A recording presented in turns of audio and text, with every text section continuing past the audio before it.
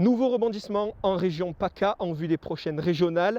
Après une folle semaine, Sophie Cluzel a annoncé ce matin sur les ondes de France Info qu'elle conduirait finalement une liste LREM dans les régions. Un revirement qui intervient après une semaine de cacophonie.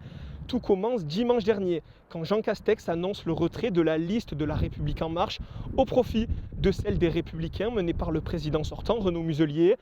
Un accord entre le parti présidentiel et un candidat de droite qui passe mal du côté de la droite.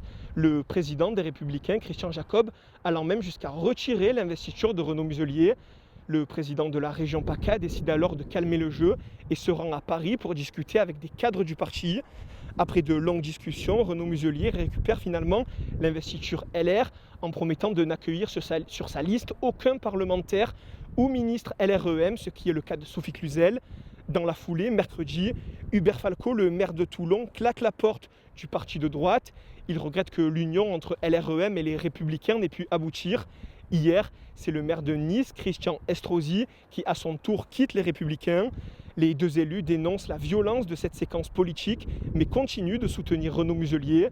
Ultime épisode à ce jour, la marche arrière de Sophie Cluzel, qui sera bel et bien la candidate de la majorité présidentielle en PACA. En attendant, le Rassemblement national, très haut dans les sondages, n'en demandait pas tant et assiste avec délectation à ce feuilleton. Bien malin, aujourd'hui, celui qui peut prédire ce qu'il se passera dans les urnes le 20 et 27 juin prochain.